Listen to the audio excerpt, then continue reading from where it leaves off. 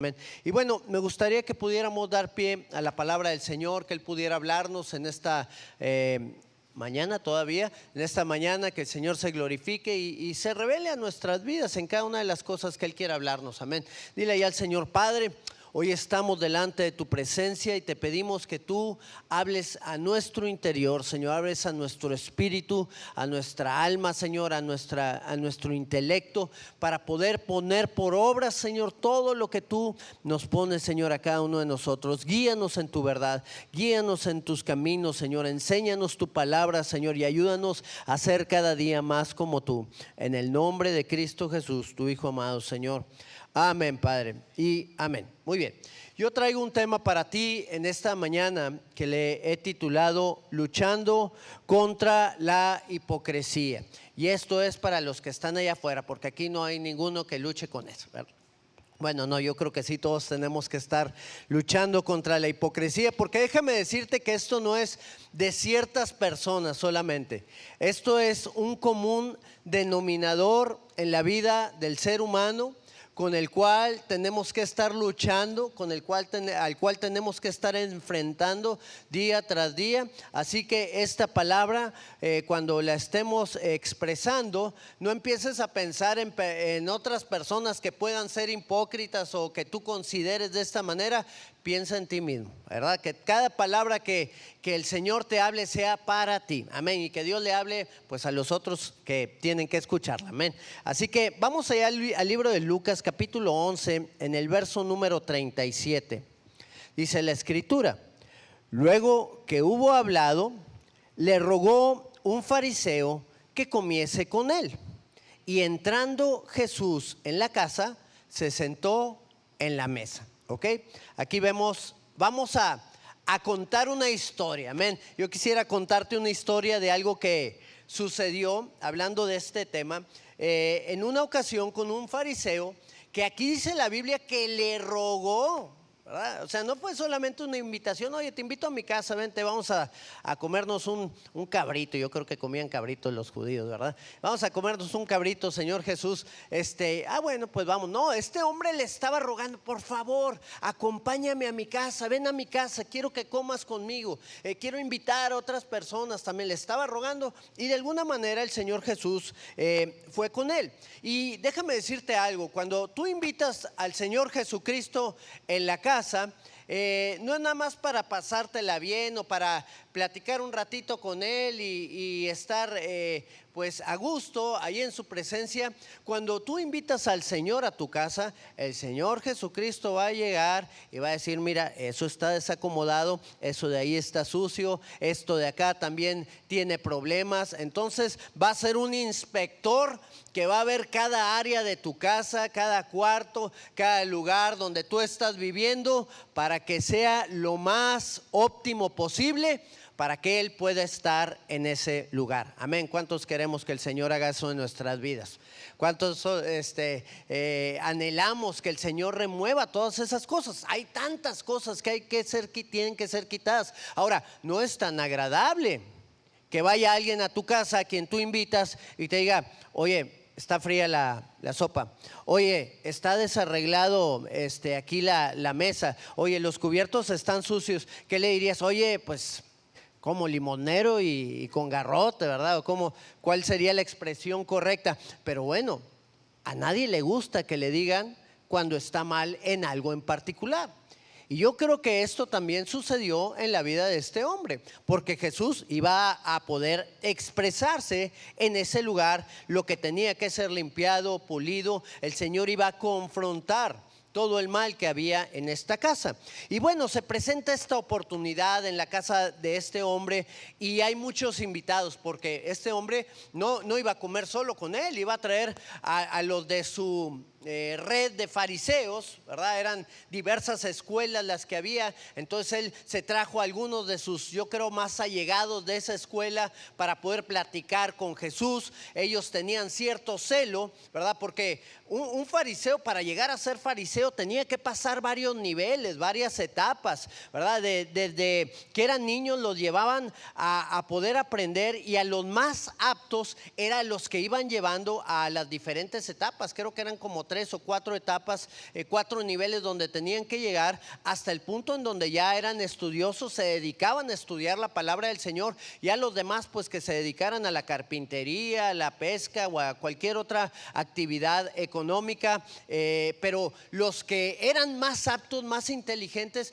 pues iban a ser los fariseos. Y aquí ven estos fariseos a Jesús, que no había pasado por todos esos niveles, digamos, de estudios, pero la gente era atraída por él. Tenía mucho conocimiento, entonces querían ver dónde se encontraba la raíz de esta sabiduría. ¿Por qué este hombre atraía tanto a las masas? ¿Por qué este hombre causaba mucho más impacto que ellos, que habían sido los escogidos? Y entra Jesús a la casa de este hombre, y para este hombre le llamó la atención que Jesús no se lavara las manos cuando iban a ir a comer. El lavado de manos era, yo creo que una tradición no solamente pues de limpieza, sino era una tradición hasta religiosa. Implicaba también algo de tradición religiosa el poderse lavar las manos. Y este hombre, cuando ve que Jesús se sienta a la mesa y no se lava las manos, pues empieza a decir: oye, ¿qué le pasa? ¿Por qué no se lava las manos antes de venir a comer?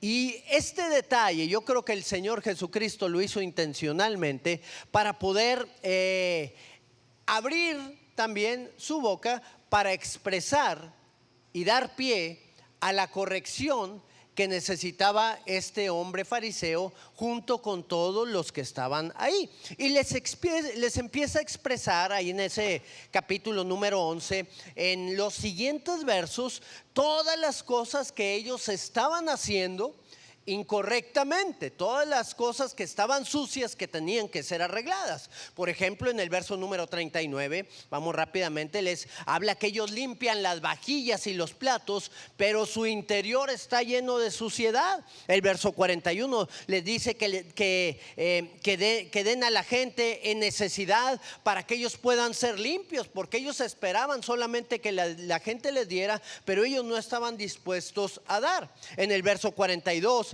les dice que los rituales de los diezmos ellos los siguen al más mínimo detalle, pero que no hacen justicia ni muestran el amor de Dios para con la gente. Seguían las tradiciones, pero no tenían los genes de Dios en su vida, el amor que tenían que manifestar. En el verso 43 dice que aman sentarse adelante para ser vistos y que les saluden con respeto. En el verso 44 los compara con sepulcros que no se ven y que los hombres caminan por encima de ellos y no lo saben. Esto quería decir que la gente no tenía el discernimiento para poder entender que esas personas estaban podridas por dentro. La gente los veía como algo muy importante o de honra, como personas de honra o como personas muy importantes, pero la verdad de las cosas es que no tenían el discernimiento para ver lo que había en su interior. Por eso expresaba Jesús que caminaban sobre sepulcros y no se estaban dando cuenta. En el verso 46 también le dice a los intérpretes, porque los intérpretes, había algunos intérpretes de la ley que no eran fariseos, pero que también eran estudiosos de la palabra, y le dicen a Jesús: oye, Señor Jesús, cuando les dices esto a los fariseos, pues como que también nos lo estás diciendo a nosotros. Y yo creo que él esperaba que Jesús le dijera: ay, no, sí, perdóname, no, para ustedes no es nada más para los fariseos. Pero no, el Señor les dice: para ustedes también tengo algo. Ustedes ponen cargas muy grandes en la gente que ni siquiera ustedes pueden llevar. Ahí en el verso 46. En el verso 47 les dice: edifican también los sepulcros de los profetas a los que sus padres mataron.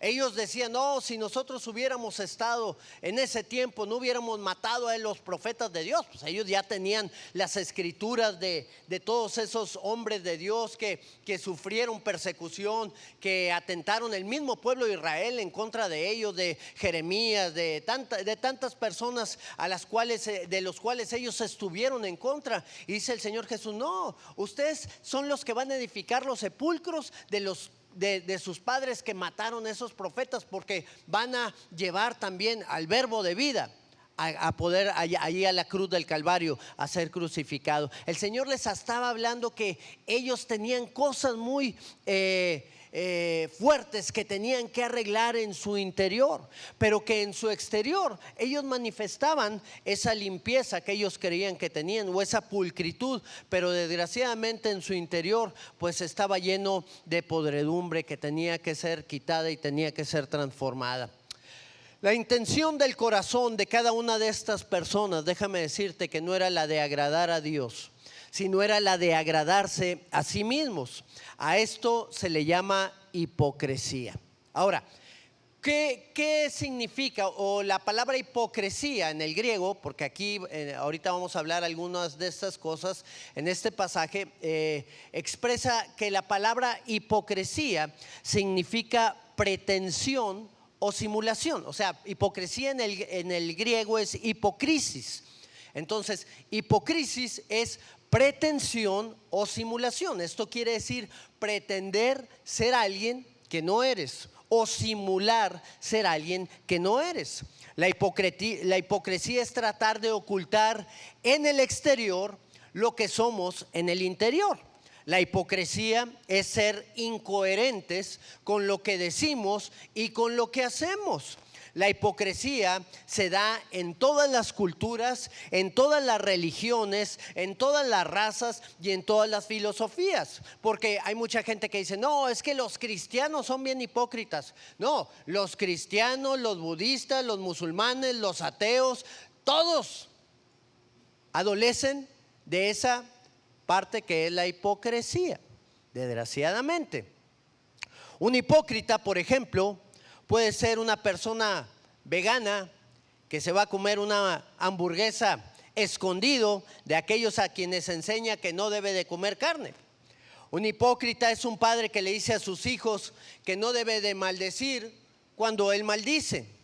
Un hipócrita puede ser un líder comunista que habla de igualdad económica, teniendo al pueblo en igualdad económica, en la pobreza obviamente, cuando él vive en la riqueza. Un hipócrita puede ser un creyente que trata de dar una imagen en la iglesia, pero que en su casa y con la gente de afuera se comporta distinto. Tiene hasta un lenguaje o un idioma distinto, un idioma espiritualoide en la iglesia, pero llega a su casa y es totalmente lo opuesto a lo que era momentos antes donde estuvo reuniéndose. Dios ve los corazones de la gente. La hipocresía es algo de lo que debemos de alejarnos, porque es una de las cosas que más desagradan al Señor, más que muchos pecados.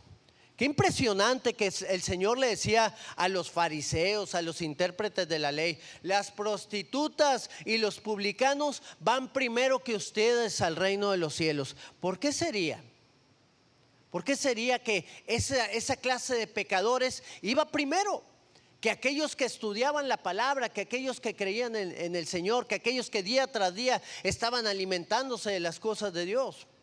Sería por la hipocresía de estos hombres que no les permitía ser transformados y no les permitía cambiar lo que había en su interior. Y a los otros que estaban mal, ellos podían saber que estaban en una condición de pecado y poder ser transformados en el momento en que el Señor pusiera ese contristamiento dentro de sí, de tal manera que pudieran arrepentirse de su pecado. No significaba que las prostitutas o los publicanos iban a ir al cielo por ser publicanos o por ser prostitutas. No, al contrario, había un reconocimiento en su interior de lo que ellos eran.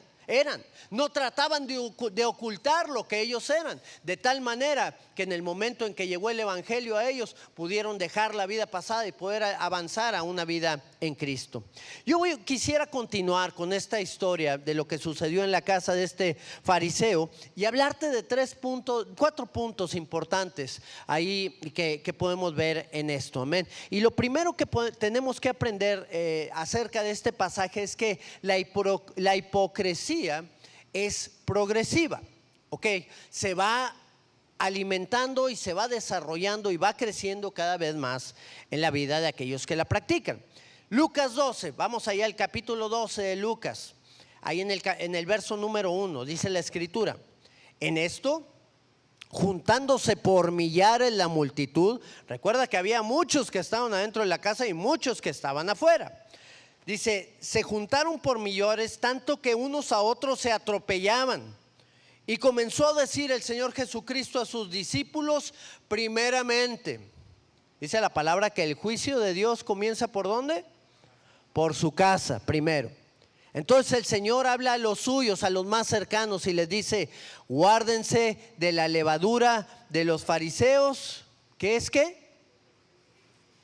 ¿Qué es la hipocresía? Guárdense de esa levadura. Jesús habla que aquellos que estaban más cercanos de Él, sus discípulos, pudieran haber caído en la hipocresía, definitivamente. Recuerda que Jesús era un maestro, amén. Y cada cosa que hablaba el Señor era para que ellos pudieran crecer, para que ellos pudieran desarrollarse. Y esta era una advertencia, di conmigo advertencia. Era una advertencia que le estaba dando a sus discípulos para que no cayeran en esta situación. Jesús les dijo, guárdense de la levadura de los fariseos. ¿Cuál era la levadura? La hipocresía. Ahora, ¿qué es la levadura? La levadura, dicen algunos, pues es un polvito que le echas al pan para que se haga, se esponje, ¿verdad? Bueno, la levadura es un hongo, ¿ok? Es un hongo que de alguna manera cuando cae en un producto orgánico, provoca cambios bioquímicos que a final de cuentas a lo que le llamamos a esto es la fermentación. Es algo que se fermenta, es algo que cambia la esencia del producto, ¿ok? No es lo mismo el jugo de uva al vino. El vino es el jugo de uva que ya fue fermentado, ya sufrió un cambio, ya es otro producto totalmente distinto al jugo de uva de cuando se pudo haber exprimido. Bueno, esta levadura afecta la vida del cristiano, afecta la vida del siervo de Dios, afecta la vida del hijo de Dios. La hipocresía nos afecta a todos continuamente. La hipocresía es similar a esa levadura con la que la compara el Señor. Y lo dice en el libro de 1 Corintios, capítulo 5, ahí en la primera carta de Pablo a los Corintios, en el capítulo 5, en el verso número 6, les dice estas palabras: no es buena vuestra jactancia.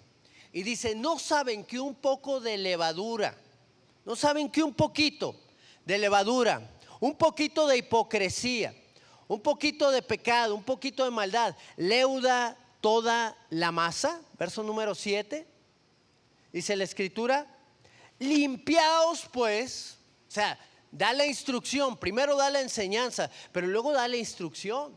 Límpiense pues de la vieja levadura, para que sean nueva masa sin levadura como son, porque nuestra Pascua, que es Cristo, ya fue sacrificada por nosotros. Así que toda levadura de hipocresía, toda situación de pecado que pueda haber en nuestra vida debe de ser quitada, porque un poquito de esta nos va a hacer cambiar, nos va a hacer ser transformados en un deterioro en nuestra vida. La hipocresía cambia por completo la estructura de nuestras vidas, así como lo hace con la masa, amén. Viene a destruir lo que Dios quiere formar en la vida de cada uno de nosotros. Es progresiva, amén. Los fariseos tenían cierta altivez. Era gente que por su dedicación en el conocimiento de las escrituras había llegado a un nivel alto en la religión judía. Y esa altivez creció y vino el orgullo, y el orgullo creció y quitó el discernimiento para reconocer al Mesías, y acabaron llevando al autor de la vida a la cruz del Calvario. Así que no permitas que esta falla en el carácter se desarrolle en ti, porque es progresiva y vamos a acabar haciendo cosas definitivamente totalmente opuestas a las que el Señor nos pide. No permitas que esta falla se desarrolle. Muy bien, la segunda cosa que tenemos que entender a través de este pasaje es que la hipocresía, tarde que temprano, revelará lo que hay dentro de nosotros. Ok, podemos esconderlo durante algunos días, durante algunos meses, o a los que son más astutos durante algunos años. Pero entre más lo escondas, más fuerte va a ser la caída. Más vamos subiendo, más vamos escalando y más de más alto vamos a caer. Dice el Señor Jesucristo, le sigue explicando, guárdense de la levadura de los fariseos. Pero luego les dice ahí en el verso número 2, capítulo 12 de Lucas, verso 2, dice: porque no hay nada encubierto que no haya de descubrirse, ni oculto que no haya de saberse. Y está hablando de la hipocresía, está hablando de esas cosas que ocultaba el pueblo para que no se dieran, bueno, no el pueblo, que ocultaban los fariseos, porque está hablando de ellos en particular, que ocultaban para dar una imagen de gente importante, una imagen de gente santa, de una imagen de gente perfecta, que no tenía fallas, que no tenía errores. Y desgraciadamente les dice el Señor: ¿saben qué? Todo esto tarde que temprano se va a revelar. Sean sencillos mejor, sean falibles como lo son.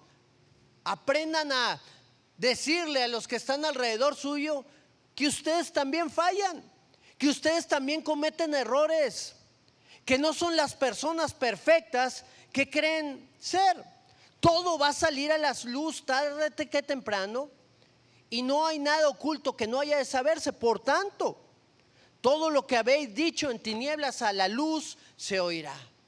Todo lo que se haya dicho en lo oculto, todo lo que se haya hecho en lo oculto, todo va a salir a la luz. Dice: y lo que habéis hablado al oído en los aposentos se proclamará en las azoteas. ¿Qué es lo que la hipocresía hace? La hipocresía es una simulación de la realidad. Ok, su palabra, la descripción de esta palabra lo dice, la interpretación de esta palabra. ¿Será cierto que la gente va a caer en todo lo que una persona que anda en hipocresía pueda manifestar?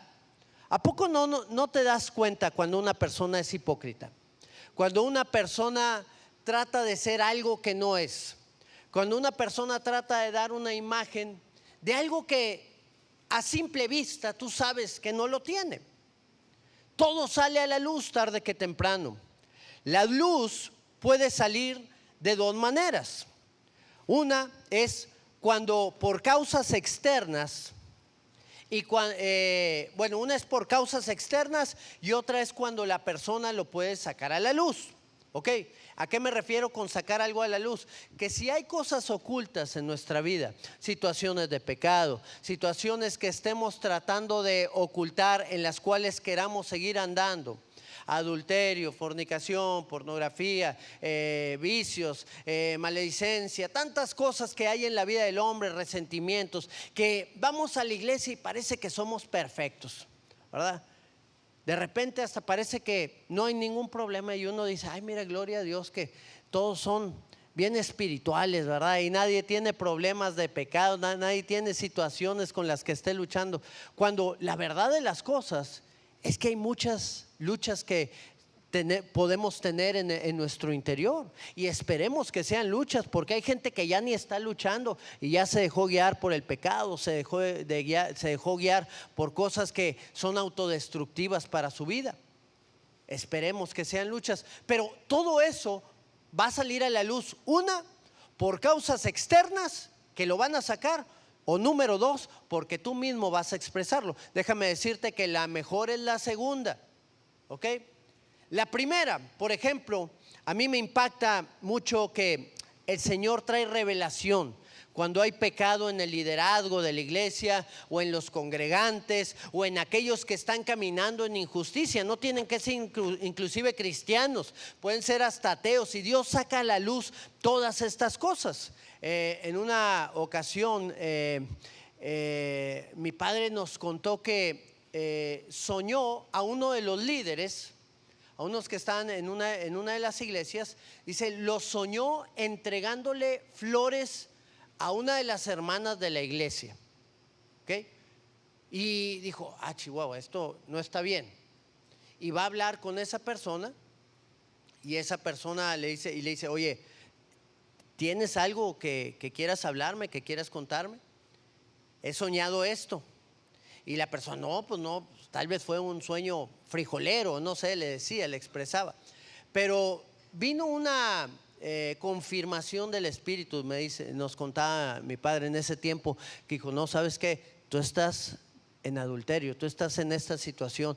Y le confrontó y al último acabó diciendo a esta persona que en verdad estaba viviendo en adulterio. Imagínate, sin saberse nada, Dios trajo esa revelación. En algunas otras ocasiones la gente comete errores, se empieza a confiar y no es tanto que se confíen, yo creo que el Señor les pone que se confíen para que salgan a la luz todas esas cosas y causan un problema muy grande primeramente para sus vidas, para sus familias o para la gente que esté alrededor suyo. Dios saca a la luz todas las cosas tarde que temprano y es mejor caer en la siguiente parte. Digo, si ya caíste, si ya cometiste errores, si ya estás mal, pues es mejor la segunda. Cuando uno empieza a confesar, hay algunos que no consideran un milagro, ¿verdad? Como el que vimos hace un momento. No consideran un milagro que una persona diga, no, ¿sabe qué, pastor? Pues cometí este error. O que le digan a su esposa que cayeron en adulterio o vengan humillados a poder expresar esa situación. Pero yo creo que es el milagro más grande que se puede dar. Porque cuando una persona recibe la convicción del Espíritu Santo y el Espíritu le habla y le dice, sabes que estás actuando mal, tienes que transformar, vas a un camino de muerte, te quiero llevar a un camino de vida, y el Señor pone ese sentir en el corazón de la gente y viene y pide perdón y quiere restaurar, es cuando realmente va a haber una restauración en la vida de esa persona. Y qué importante es que todos nosotros lleguemos a ese punto. David decía, mientras callé envejecieron mis huesos, mi pecado te confesé, y hubo un cambio en la vida de este hombre, que era un hombre de Dios, pero que también estaba pudriéndose por dentro. Envejecieron mis huesos mientras cayó el pecado que había tan grande cometido con Betsabé y con Urías, su esposo. Qué impresionante es la manera en la cual el Señor actúa. En el primer punto me impacta cómo Dios trae esa revelación a la iglesia. El libro de Proverbios, en el capítulo número 16, dice la palabra, el orgullo va delante de la destrucción y la arrogancia antes de la caída. Hay gente que dice, no, yo sigo como estoy, yo no quiero cambiar, a mí nadie me tiene que decir nada. Yo me justifico con lo que yo hago o con lo que yo he hecho. Yo estoy bien. Nadie me tiene que decir absolutamente nada. Y guarda con esa careta de hipocresía que todo está bien, que no hay nada que cambiar. Pero dice la palabra, el orgullo va delante. ¿De qué? De la destrucción. Y la arrogancia, nadie me dice nada. Véanme, yo estoy bien. Bueno, ¡pum! Antes de la caída. Así que, aunque muchos quieren cubrir sus faltas y dar una imagen de perfección, tarde que temprano los frutos se van a manifestar y será revelado lo que hay en la vida del hombre. Amén. Muy bien, vamos a la el tercer principio que podemos entender en esta porción de las Escrituras. En Lucas 12 es que la hipocresía es una ilusión engañosa. ¿Ok? Fíjate muy bien, Lucas 12:3. Mas os digo, amigos míos, no teman a los que matan el cuerpo y después nada más pueden hacer. ¿Por qué hablamos de una ilusión engañosa? Porque tratamos de mostrarle a la gente algo que no somos y tarde que temprano esa ilusión se va a desvanecer.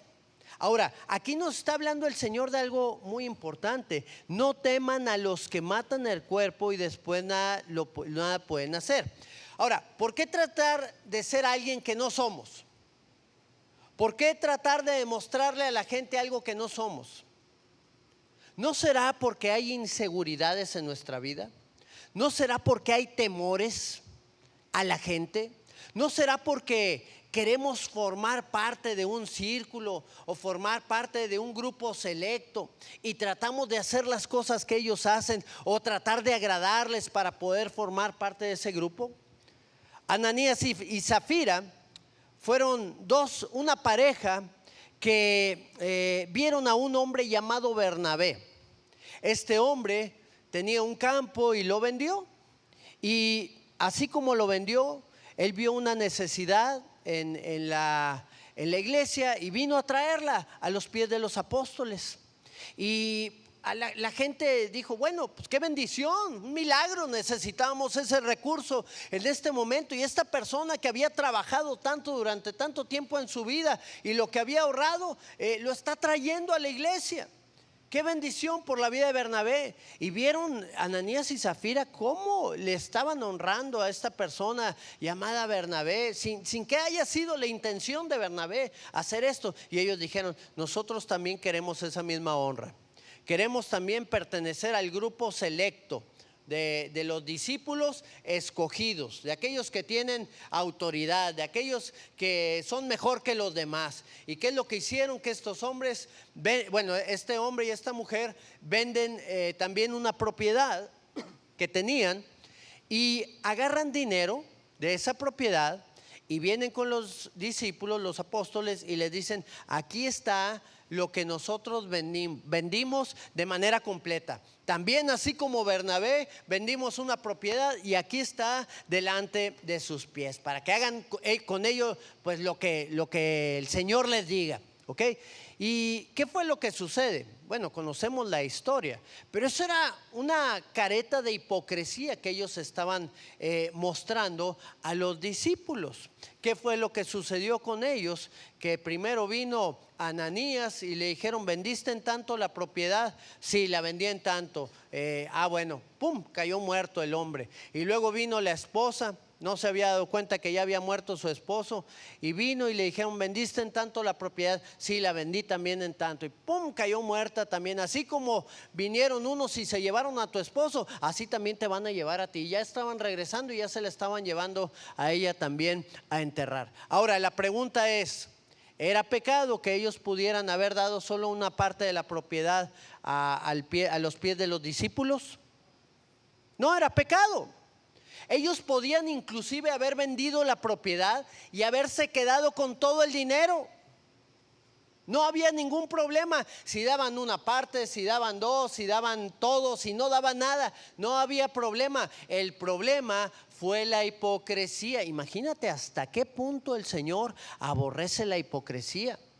Trataron de engañar a la gente con tal de pertenecer a cierto grupo privilegiado en su propia mente, en su propio pensamiento, porque luego no entendieron que la mayoría de los apóstoles, a excepción de Juan, murieron sacrificados. No entendían hacia dónde se estaban dirigiendo, pero ellos querían ser parte de ese grupo privilegiado para estar en esos lugares donde la gente percibían que le honraba, percibían que todo era bonito ahí en ese lugar.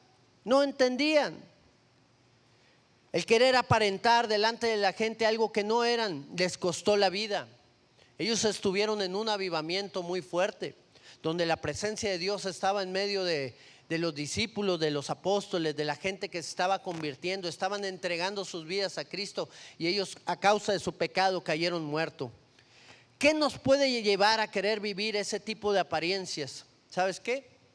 El problema mayor que nos lleva a tratar de vivir este tipo de apariencias son nuestras inseguridades.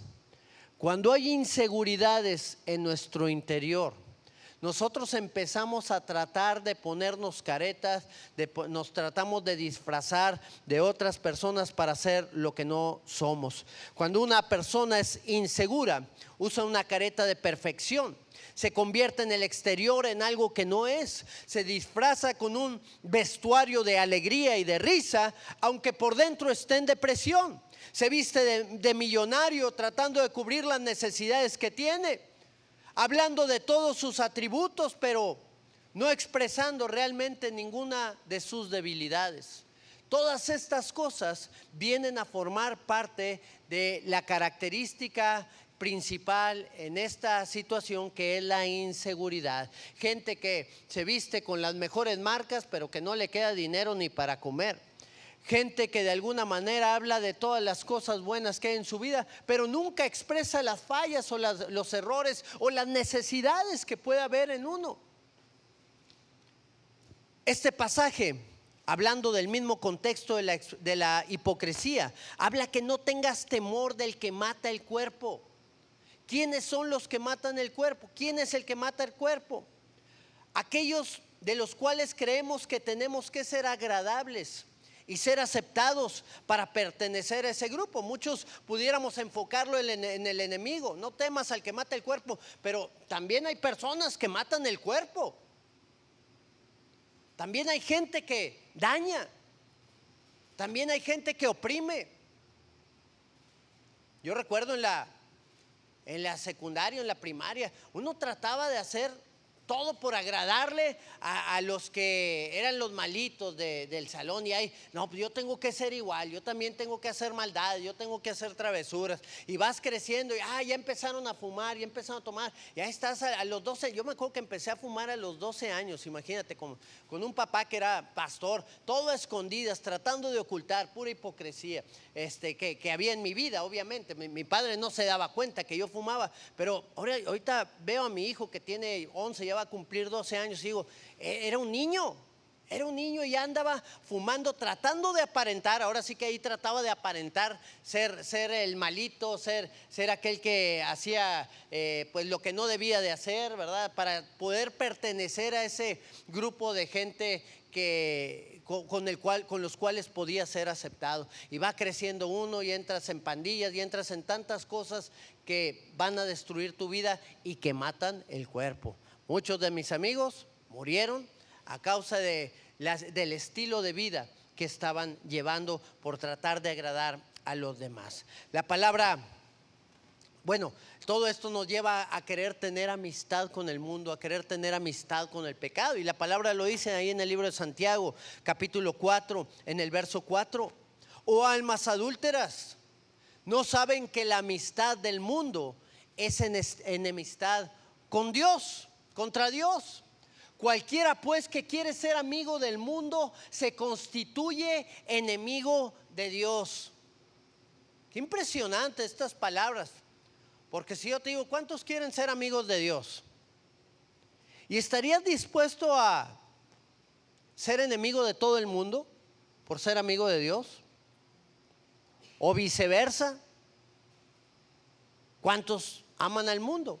¿Cuántos dicen, bueno, yo puedo amar al mundo y puedo amar a Dios? No, pues será en tu caso que quieras ser amigo de Dios, pero definitivamente Dios no va a ser amigo de aquellos que tienen amistad con el mundo, porque es imposible. Tenemos que cortar los lazos que hay con el mundo para poder tener una amistad profunda con el Señor. Ahora, ¿puede darse esto en la iglesia? Claro que puede darse en la iglesia. Claro que podemos estar actuando con caretas. Claro que puede haber hipocresía en nosotros. Déjame decirte algo, tenemos que ser transformados. Muchos buscan ser honrados, al igual que Ananías y Zafira, más que servir a Dios. Buscan un puesto en la iglesia para que la gente los vea, para que la gente los admire, para que la gente los honre, así como estos hombres lo pudieron hacer. Cuando realmente hay tantas cosas que tienen que ser transformadas dentro de nosotros para alcanzar lo que Dios tiene. Y yo con esto quiero llevarte al cuarto principio: la hipocresía contra la sinceridad. ¿Qué es lo que realmente debe de haber en nuestras vidas? ¿Cómo es como debemos de ser transformados? ¿Cuál es el estilo de vida que nosotros debemos de tener respecto a esta situación? En el libro de Lucas capítulo 2, en el verso 4 dice la palabra: pero les enseñaré a quién deben de temer. Teman a aquel que después de haber quitado la vida tiene el poder de echar en el infierno. Sí, les digo, a temed. No le temas al diablo, lo que quiera hacer en contra tuya. ¿El enemigo puede matarte? ¿Sí o no? Pues si Dios se lo permite, lo puede hacer. ¿La gente puede matarte? ¿Sí o no? Pues si Dios se los permite, lo pueden hacer. Pero no le tengas temor a aquellos que te pueden quitar la vida en esta tierra. Y es lo que está diciendo el Señor Jesucristo. Porque cuando tú le tienes temor a alguien, tú te sometes. Recuerda que el temor es un lazo, ¿ok? Que nos atrapa. Y cuando tú te sometes a esa persona, la persona hace lo que quiere contigo, a través de ese temor. Por eso hay mujeres que han sido golpeadas durante muchos años en su vida y están sometidas ahí a que las sigan golpeando, a que las sigan maltratando, porque están bajo un temor muy grande en su vida. Pero cuando nosotros cortamos, no estoy diciendo que se divorcien ni nada de eso, pero sí te estoy diciendo que no debe de haber ningún temor hacia ninguno que te puede quitar la vida, sea el diablo, sea la persona que sea. No podemos temer a esas cosas. Teme, dice el Señor Jesucristo, a aquel que también te puede quitar la vida, pero te puede echar al infierno. Porque aquellos, los otros, te quitan la vida en este mundo y ya nada pueden hacer. Ya no tienen control sobre tu alma, ya no tienen control sobre tu espíritu. El único que lo tiene es el Señor Jesucristo. Una persona segura de sí misma, déjame decirte qué es lo que tiene. Primero, no tiene temores al diablo, no tiene temores a la gente. Una persona segura de sí misma es una persona que en este caso puede tener temor al Señor. Es una persona que no tiene el más mínimo de reparo de expresar sus debilidades. A una persona segura no le da pena decir que está fallando en algo, no le da pena decir que está luchando en algo en particular, no le da pena decir que no tiene dinero, porque está seguro, no le afecta. Tiene el mismo valor si tiene dinero, si no tiene dinero. Si tiene para el camión o si no tiene para el camión. Hay una seguridad en su vida. Una persona segura es lo que muchos llaman una persona sencilla. Que más que sencilla, déjame decirte que yo le llamaría segura de sí misma porque no intenta hacer algo que no es. ¿Ok? Una persona sencilla, cuando te lo digo, ¿qué viene a tu mente?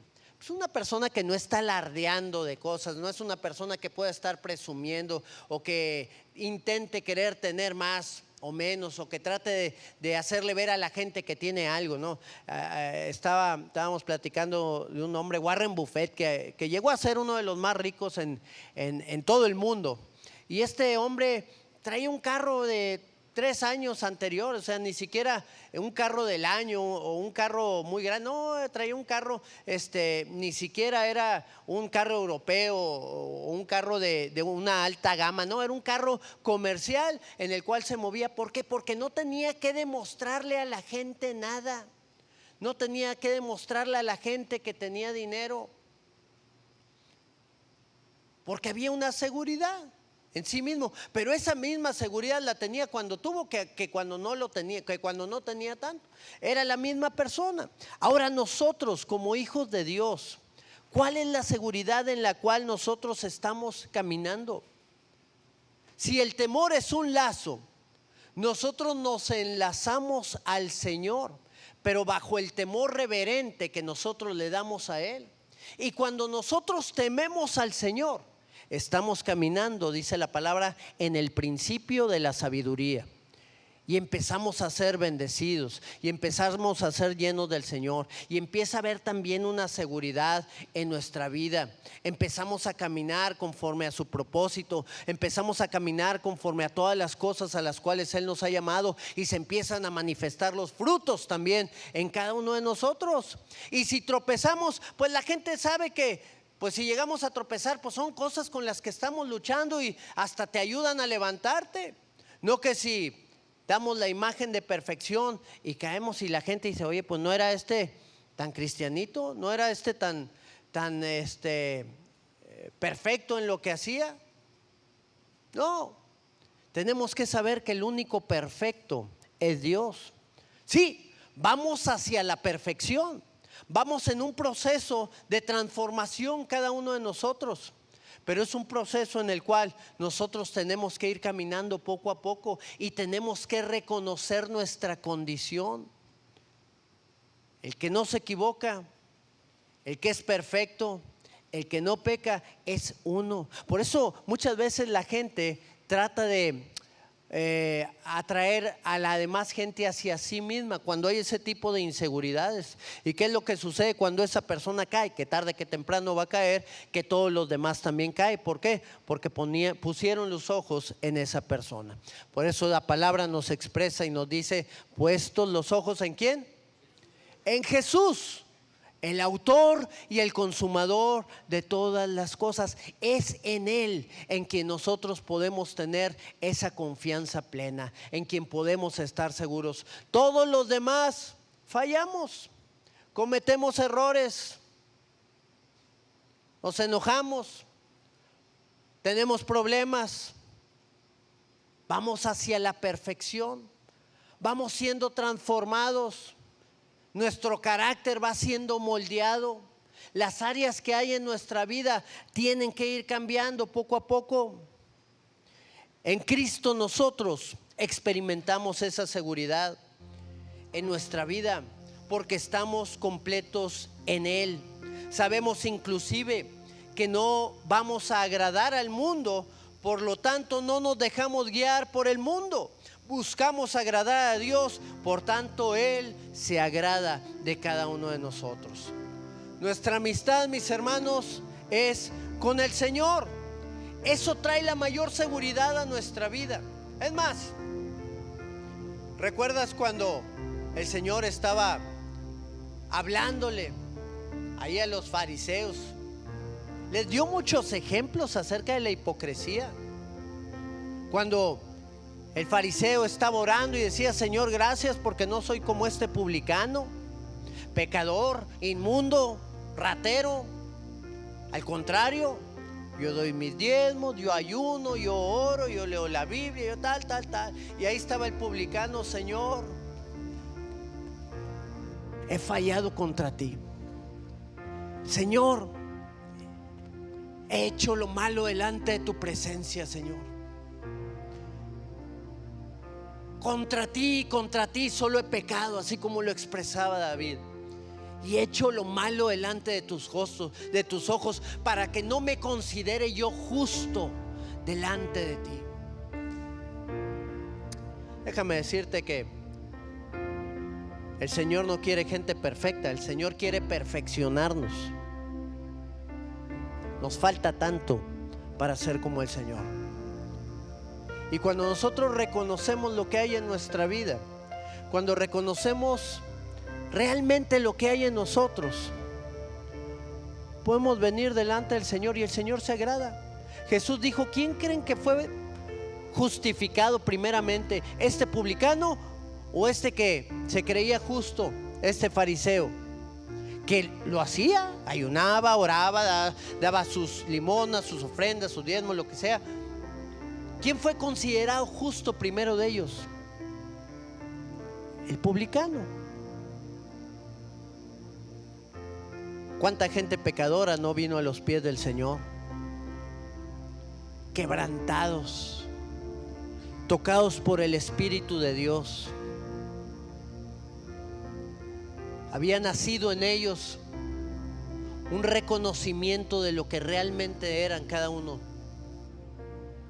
Como esa mujer pecadora que vino a enjugar con sus lágrimas los pies del Señor y con sus cabellos.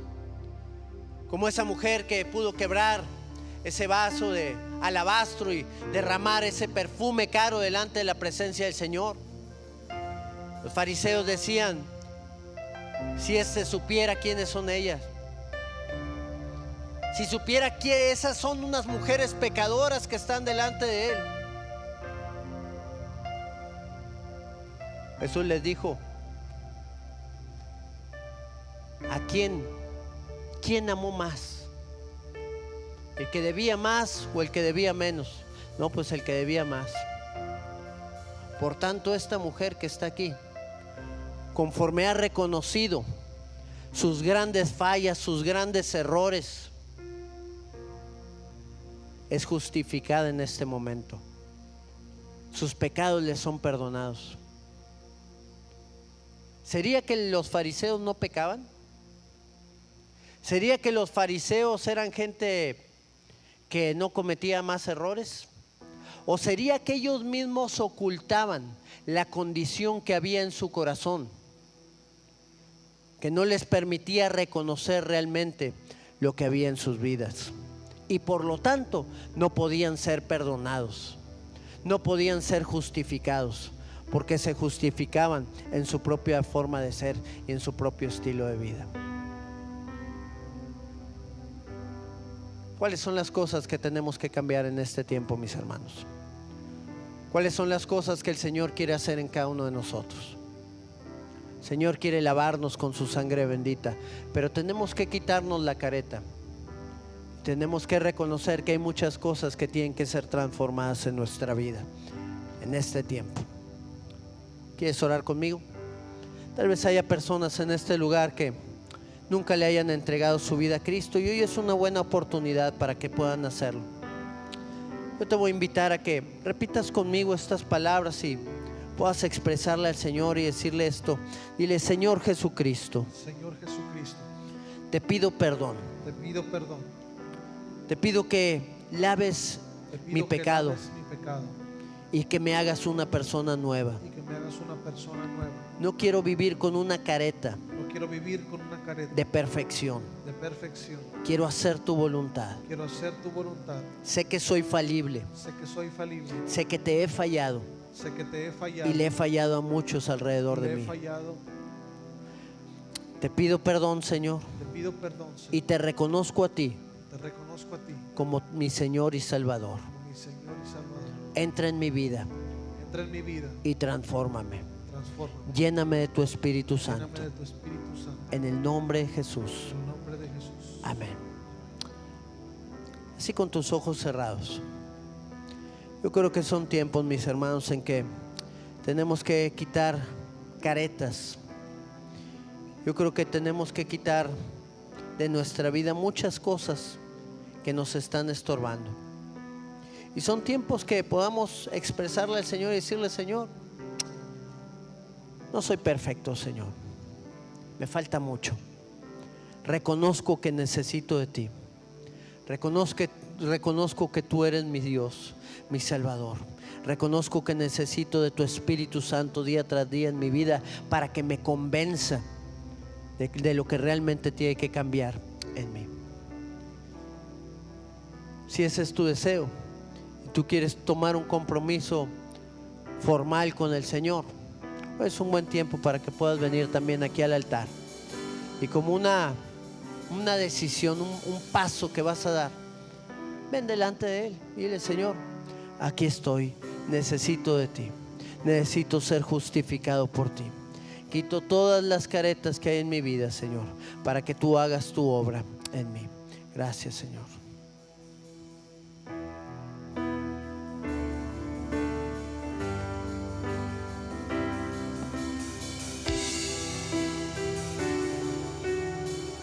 Ahí ponte de pie en tu lugar. Me envuelves hoy con una canción, melodía de tu amor. Cantas libertad en mi adversidad hasta que huya el temor. Ya no soy un esclavo del temor. Yo soy hijo de Dios. Ya no soy un esclavo del temor.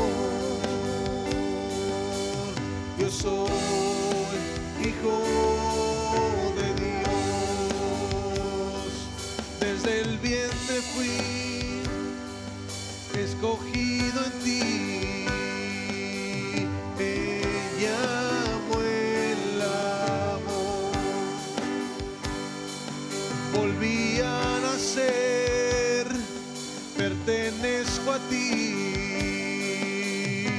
sangre fluye en mí. Ya no soy un esclavo del temor, yo soy hijo de Dios. Ya no soy un esclavo del temor, yo soy hijo de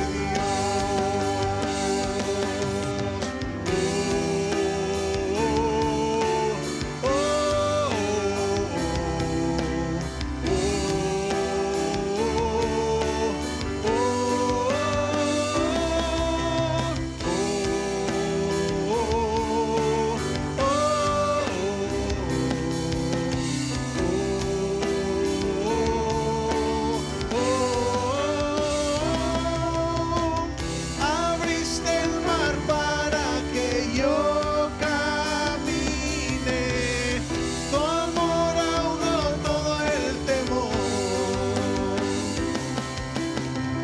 Me rescataste y yo cantaré, yo soy hijo de Dios. Abriste el mar para que yo camine, tu amor ahogó todo el temor. Me rescataste y yo cantaré, yo soy hijo de Dios. Yo soy hijo de Dios. Señor Jesús, tú estás aquí en este lugar, Señor. Dice tu palabra, Señor, que cuando viene tu Espíritu, Señor, este convence de pecado, de justicia y de juicio. Y yo oro, Señor, para que tú traigas convicciones en este tiempo, Señor. Oh Padre, convence, Señor, en el nombre de Cristo Jesús, cada vida, Señor, de los que están aquí reunidos. Que tu gloria, Señor, venga. Que tu Espíritu Santo se esté moviendo, Señor, en este lugar, en cada vida y en cada corazón, Señor. Trae a la memoria, Señor, las cosas que tienen que poner delante de ti. Ponte a cuenta, Señor, y que podamos ponernos a cuentas también delante de tu presencia. Glorifícate, Señor, en cada vida y en cada corazón, Señor. Purifica, lava, limpia, Señor, y transforma, Padre. Toca el corazón de cada vida y de cada corazón, Señor, en tu nombre, Jesús. Abriste el mar para que yo camine, tu amor ahogó todo el temor. Me rescataste y yo cantaré, yo soy hijo de Dios. Abriste el mar para que yo camine, tu amor ahogó todo el temor. Me rescataste y yo cantaré, yo soy hijo de Dios. Yo soy hijo de Dios. Yo soy hijo de Dios. Gracias, Señor Jesús. Te exaltamos, Señor, y te adoramos a ti, Padre. Amén y amén. Amén, mis hermanos. Ahí solamente quiero terminar con el libro de Proverbios. En el capítulo número 20, en el verso número 6, dice la palabra: muchos hombres proclaman cada uno su propia bondad, pero hombre de verdad, ¿quién lo hallará? Verso número 7 complementa esto y dice: camina en integridad el justo, y sus hijos son dichosos después de él. ¿Quiénes son aquellos que van a disfrutar del fruto de lo que hagan? Del fruto de su integridad, del fruto de su vida. Aquellos que caminan sin caretas. ¿Qué es la integridad? Integridad es estar completos en cada una de nuestras partes. Que si nosotros hablamos algo en la iglesia, lo expresemos también donde quiera que andemos. Que si damos una imagen del cómo somos en el lugar de adoración, que de la misma manera donde quiera que andemos podamos ser un testimonio vivo y reflejar la luz de Cristo en cada lugar donde andemos. Eso es integridad, ser uno en el Señor y poder ser uno también en donde quiera que nosotros andemos.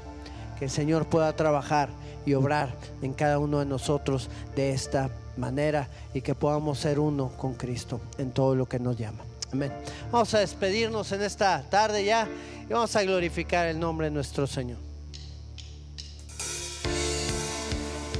Con libertad, porque soy su hijo, porque soy su hijo. Hoy puedo danzar con libertad, porque soy amado, porque soy amado.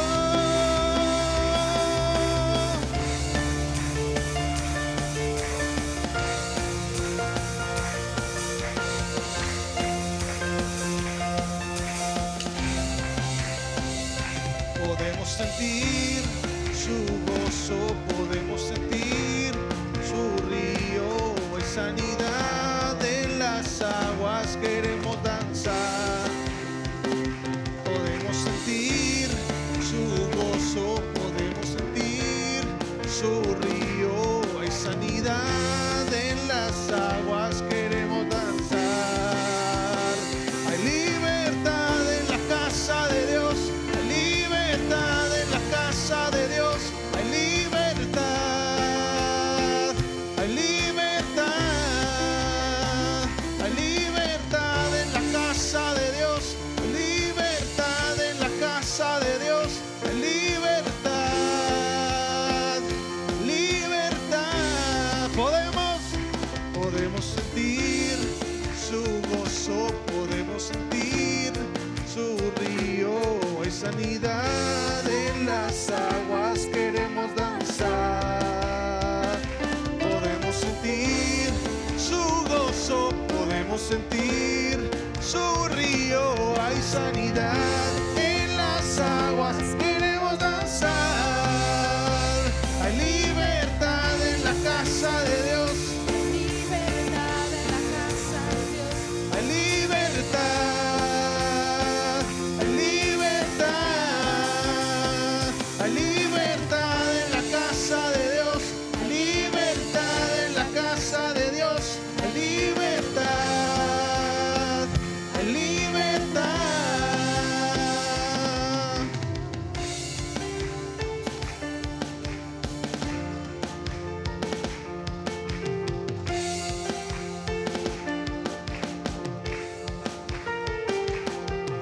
Hay libertad en la casa, hay libertad al danzar,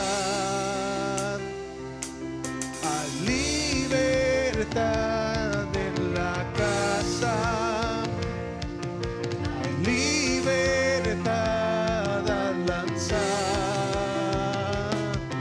hay libertad en la casa, hay libertad al danzar, hay libertad en la casa, hay libertad al danzar, hay libertad en la casa de Dios.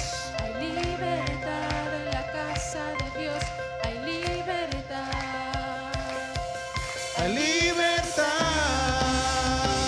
Hay libertad en la casa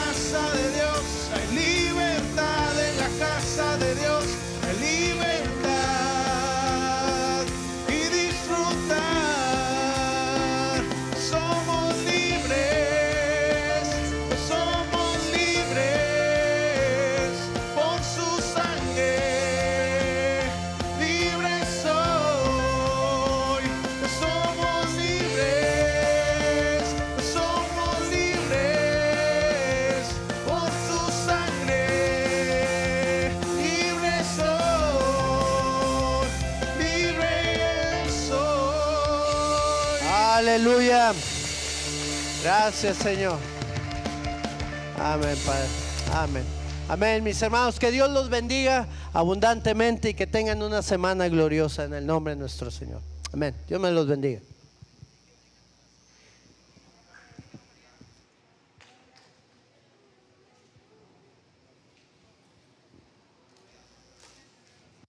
Soy Elder Ávila. Soy la hermana Palma Reyes. Soy la hermana Ábalos Latín y somos los misioneros. Venimos de todas las